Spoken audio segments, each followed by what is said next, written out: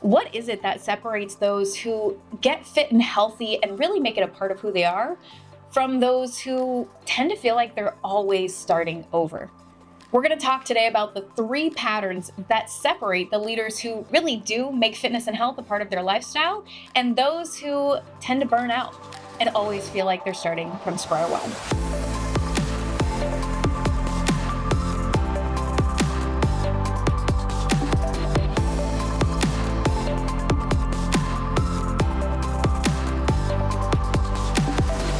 My name is Lindsay Pickowitz. I'm one of the head coaches and co-founders at The Fitness Project, where we build fit, healthy leaders. Primarily, our focus over the last 10 years has been taking burnt out professionals in all industries and turning them into fit, healthy leaders. That's where fitness is just a part of who they are. It's not something that's on or off or something that functions in a silo of their life. It's something that makes everything else work.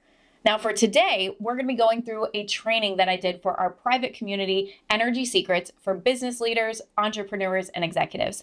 If you want to see the full training and really get into more content that is really just like this, built for leaders, built for people who have a busy life, then you can go down into the comments section here and find the link for that free Facebook group, Energy Secrets for business leaders. Now, as we get into this content today, I'm going to be really mindful to give you something tangible that you can take away. There's going to be a blueprint that you can actually create for yourself. And if you want to jump ahead, you can see that type form in the comments below as well. It'll say Fit for Life 2026 Blueprint. You can click that, complete your blueprint, and then you'll even have the opportunity to get some support and feedback on what your structure should look like with regard to your training and nutrition based on your goal. That said, let's get into the actual content. Because again, today our focus is really to identify the 3 patterns that really keep leaders stuck or that make them thrive. Now, again, at the Fitness Project, we've worked with over 1,000 professionals in all industries. Some have been entrepreneurs where their company is in the 7 and 8 figures. We have also worked with people who are in senior leadership positions who really just struggle to find that time between their meetings to take care of themselves. We've worked with people all across the board to help them weave fitness and health into their daily lives. And again, if I'm looking back at those 10 years and trying to really hammer down to the 3 patterns that make people successful or make them fail, it comes back to how they set their goals in the first place. So if you're still at the beginning of your year or you're feeling like I just really need a reset right now, this is the perfect podcast for you to be listening to or watching. Because again, we're going to talk about the 3 patterns that separate those leaders who get and sustain results from those who burn out. And as we start off, the first thing that we have to do is really make a mindset shift, because a lot of times we see health and fitness as something that honestly is just a perpetual consistency problem. I can never be consistent. If you always end up saying that to yourself and you're frustrated with yourself, listen for this reframe. Your health isn't a consistency or a discipline problem. It's actually a self-leadership gap. Now, I say this because for most leaders, people who have made it to a leadership position in their career, they don't have a discipline problem in general. You wouldn't be successful if you did. I venture to say, you actually in this particular area aren't leading yourself the way that you lead others. And therefore, it's not just a consistency problem, like, oh, I just need to be more consistent. It's actually a little bit deeper. It's a self-leadership gap. And the thing about a self-leadership gap is the action steps to improve it are quite different than the steps to improve a consistency problem. One, you poke around on the surface. One, you actually get to the root. So that's the first mindset shift you need to make for any of the rest of the content I'm going to be sharing here to work for you. And once you make that mindset shift, you'll start to see that self-leadership is actually the skill that makes everything else work. Now, there's 4 different pillars of self-leadership. You can see these as maybe the subcategories or the things that lead into the definition of self-leadership. And this is really what high-performing leaders do differently when it comes to their health when they're successful. So the first pillar of self-leadership is self-direction. You need to be able to direct your own self towards what you want, towards what you need to focus on. If you can't do that, then you're going to feel scattered and overwhelmed all the time when it comes to your own health and fitness. The second category or pillar of self-leadership is self-ownership. You need to be able to own your goal. We tell our clients all the time at the Fitness Project, as much as we want you to be successful and we're here for your success and your goals, you have to own your goals. I can't own it for you. It's your life, it's your body, it's your health. So you need to own that goal. The third pillar of self-leadership is self-regulation. This might come as a surprise to you, but one of the most challenging parts of getting fit and healthy when you're in a high pressure position of leadership is stress. Stress is actually the thing that throws you off track. Think about it. When you're stressed, what do you turn to? When you're overstimulated, what do you do? For a lot of people, they do tend to either repress or explode with those feelings, but that's not what I'm talking about. I'm talking about what habits you turn to soothe yourself. Many people will turn to snacking, drinking, anything in that food and alcohol realm. Some people will feel so drained and exhausted that they skip their workouts. Some people will actually not eat under that overstimulation and stress, all of which are not the healthy behaviors that we really want, especially when we think about, I want to be more consistent and be healthier. So self-regulation is one of those main pillars of success because you have to be able to regulate yourself no matter what's going on. And when you do that and you combine it with ownership and self-direction, you develop a sense of self-trust. Now, when you've told yourself over and over again, I've got to follow through, I've got to make this a priority, and you don't, it quietly erodes that sense of self-trust. Especially if you've told yourself, like, I'm doing it now, and you've made a commitment, but again, you haven't followed through. It breaks that self-trust. So you can see how when you're thinking of getting fit and healthy, self-leadership is actually what's needed in order to really make this a part of who you are at this stage of life. Now that we've set that stage, let's actually start pulling back the layers of setting our goals. So the first pattern and the first challenge of those leaders who really burn out on fitness and they find themselves starting over and over again is when they think about their goals, they don't really meet themselves where they're at. Now, here's what I mean by that. For any successful transformation to take place, you have to start where you are. For those people who don't meet themselves where they're at, what they tend to do is they look into the past as a reference of where they should be now. For example, I was in such great shape 10 years ago. I know I can do it again. Typically, what that, even just that statement or that belief leads to is overcorrecting. You end up thinking, oh, well, I was working out every day back then, so I should be able to do that now. Or even I was working out every day back then, I should be able to work out 5 days a week now. The challenge is you work out 0, or you work out inconsistently 1 to 2 times a week. So to jump from where you are to that 5 or 7 days of movement or working out a week, it ends up being too much and it burns you out. So those who really are successful, when we think all the way back to their goal setting process, instead of reactively pulling the trigger and saying, I got to get in shape. Okay, let's go full force, all in, workout every day. They are gracious enough to meet themselves where they're at. So what I want you to do, and what I encourage you to do is kind of see the next piece of this conversation like it's a workshop.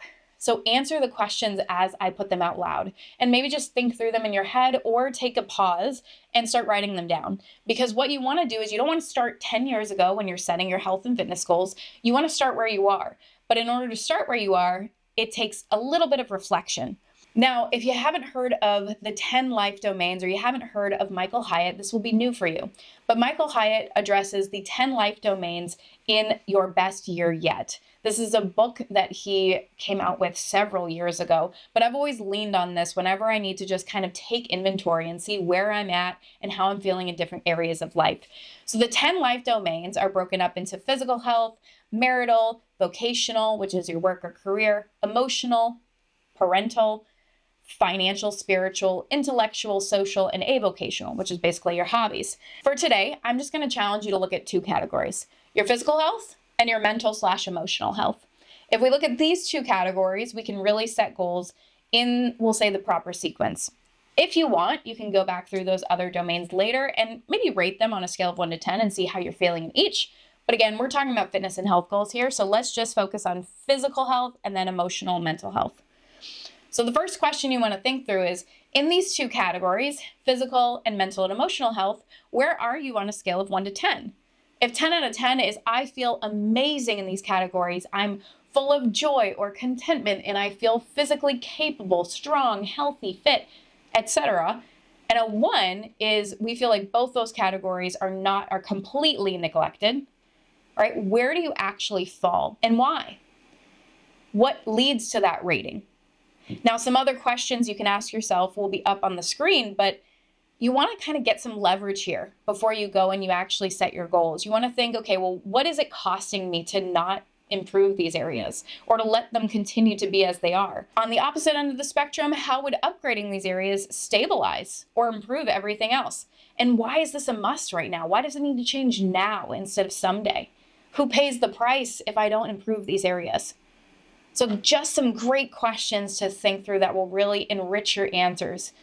Again, if we don't do this and we just say, oh, I was 30 pounds lighter 10 years ago, that's my goal, I need to do that. Again, we tend to overcorrect. So we want to meet you where you're at, and then we can move into the next stage of this. So again, pattern number 1, for those who tend to burn out on fitness, is they don't meet themselves where they're at. They reactively try to go back to what they did in the past, and it feels like a square peg in a round hole. In comparison to those leaders who really do transform their fitness and health and it becomes a permanent change, they really are gracious enough to meet themselves where they're at and set their goals and start from today with baby steps. Now, the second pattern, I would guarantee every single person watching this has fallen into at some point in time. I know I have. But the question we want to ask before we talk about this pattern is, have you ever felt so motivated and so clear you started to attack your goals, and then very quickly you ended up losing sight of them? And they kind of just went to the wayside, and then many months later, you're like, what happened to that?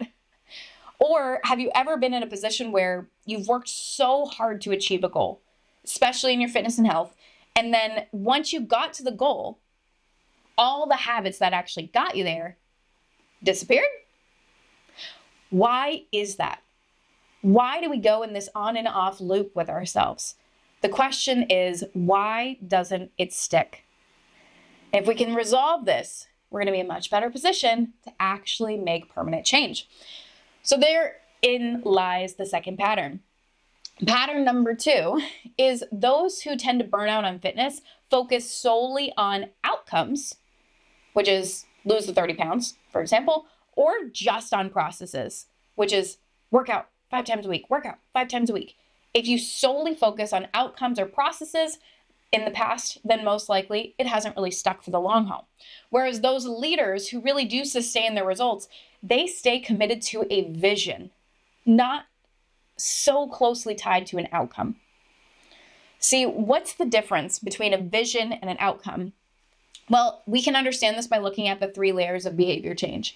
This is from Atomic Habits by James Clear, but there's 3 layers of true behavior change, where your behaviors are now different and you are not falling back to old habits.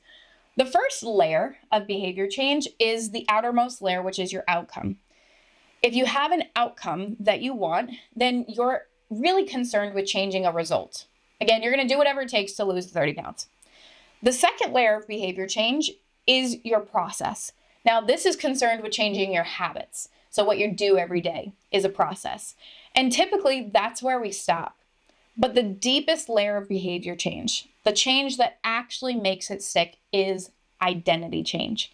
And that's concerned with changing your values, your beliefs, and how you see yourself in the world. If, again, we stay on the surface, our goals aren't going to stick. Although an outcome is crucial to identify, having a tangible, measurable goal is excellent. It's really only the outer layer of change. And again, your process on how you create the outcome does matter. The habits you put in place, your movement, your nutrition. But again, that's only the middle layer of what creates change. The deepest layer is where true permanent identity change happens. And that's at your identity. The deepest layer is where true permanent behavior change lives. And that's why at the Fitness Project, we say our mission is to build fit, healthy leaders. That's an identity. To be someone who is fit and healthy, to consider yourself a healthy leader, That's the person who really is going to do more, who's going to become more, and who's going to contribute more because of how they lead themselves, because of their confidence that's infectious, because of their energy that they can't help but share. They're going to expand more than the person who feels like they're leaving themselves behind. Really think about that comparison and who has a greater impact. Now, again, we need to really understand why identity change matters so much, and then we need to drill into some questions that help us upgrade our identity. I don't know if you've ever thought about this, but who you believe you are dramatically influences what you do. Take the example of someone who really defines themselves as a stress eater, or someone who defines themselves as not a morning person. Imagine a situation where you tell yourself you want to be healthy, but a massive stressor flares up in your life. If you identify as a stress eater, what are you going to do when you're in that pressure cooker, even if you have health goals? Most likely you're going to revert to stress or emotional eating because it's a part of your identity. It's part of what you do when you get stressed. You're going to be like, why am I like this? Similarly, if you have a situation where, again, you're not a morning person, but your schedule changes at work and the true only time that you can work out is 5 a.m. or 6 a.m., well, you're probably going to throw your hands up and be like, well, that's not what I do. I can't do that. And then all of a sudden your goals go out the window. Your identity ends up locking you in this little box where you end up not being able to get out and you're a victim to your circumstances. We don't want that, right? We want to be able to pivot and adjust no matter what happens. So even just contrasting some examples of empowering identities, if you believe that you're a healthy person or someone who values their health, then even when crazy times come or when stress flares up, you're going to think, okay, what would a healthy person do? What would be best for me in this situation?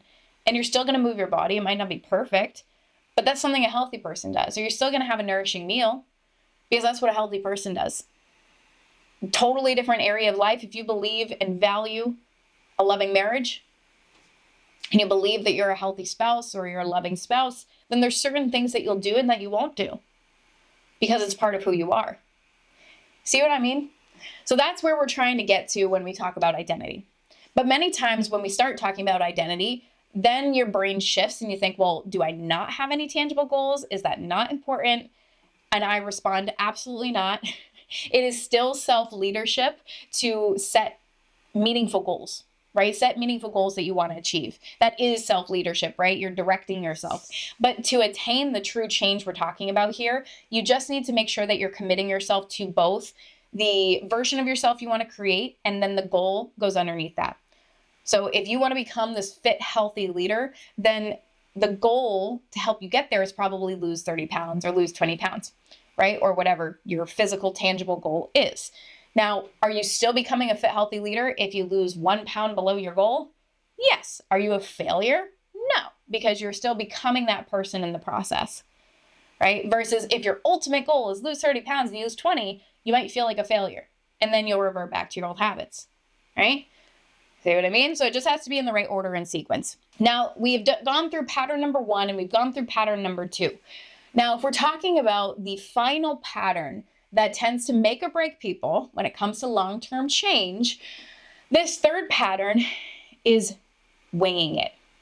I call this seat flying, i.e. you're flying by the seat of your pants. This is what happens when you tend to set out for a goal and just say, okay, I'm going to start working out every day. Or, okay, I need to try to eat better. Or, okay, I can do this. I just need to hold myself accountable. If you've ever said any of those 3 statements after you've set a fitness goal, then most likely you have a gap in your structure and you are flying by the seat of your pants, i.e. winging it without realizing it. So when we talk about the opposite of winging it, those who really do well with their fitness and health, they build structure and they build systems that actually reduce decision fatigue and make following through a lot easier.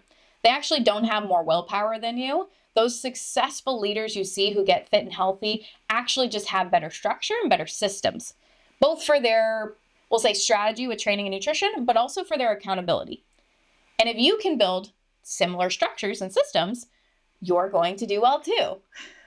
So you can look forward to that. It's not about having more discipline and more willpower. It's about having better systems in place. And as a leader, if you were to think in the same terms of your work, Of course you need structures and systems in place. Otherwise, you're constantly recreating the wheel and it takes so much energy and bandwidth, right? To hold your team accountable or to hold yourself accountable or to check your numbers. But if you have systems and structure in place, things become a lot easier. Your fitness and health is the same way. And there's a really great example of this that I'll share with you about a client of mine named Joyce. But for now, let's really clarify what structure actually means. So when I say you have structure and systems, or those leaders who are successful do, I mean structured training, strength training, that progresses with time.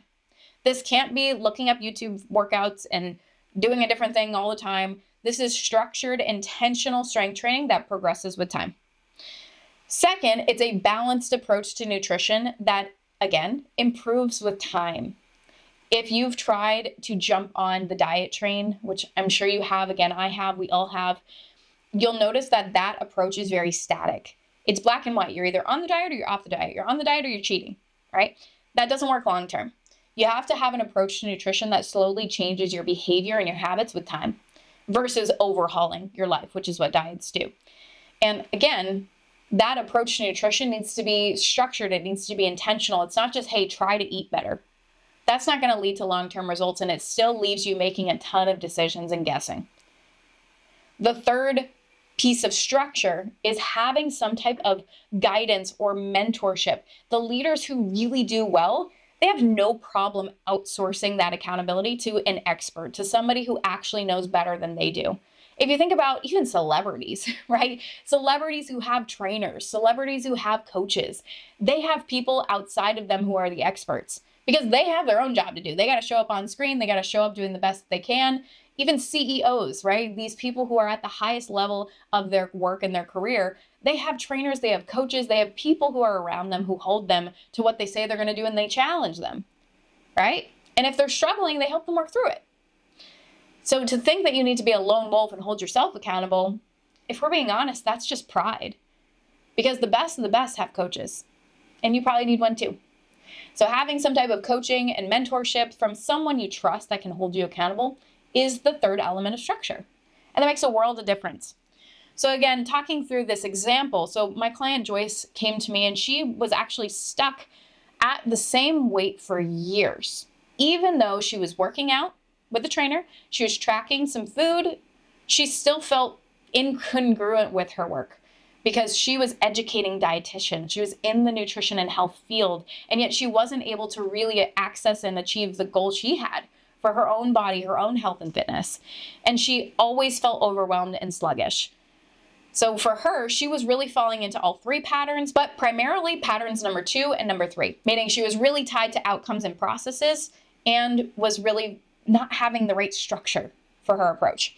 So for her, what we did is we first created an identity-focused vision, which was who do you really want to become in this process? And she wanted to become the fit CEO. That was super clear of her. She wanted to be fit, leading from the front of her health field, and she wanted to be that CEO, the person who was clear and organized and could easily make decisions. Then we started to let go of a lot of the shoulds around the process. Because again, we needed to meet her where she was at. She had this idea that she needed to walk this many steps per day. She needed to work out 4 to 5 times a week. She needed to eat this many calories. And it was just this laundry list of shoulds that really wasn't helping her. Wasn't making her feel empowered. It was making her feel like she was never doing enough. So we started to let go of some of the shoulds. And then we built really intentional strategy and systems around her strength training, so she wasn't weighing in the gym. And then around her time and her focus management.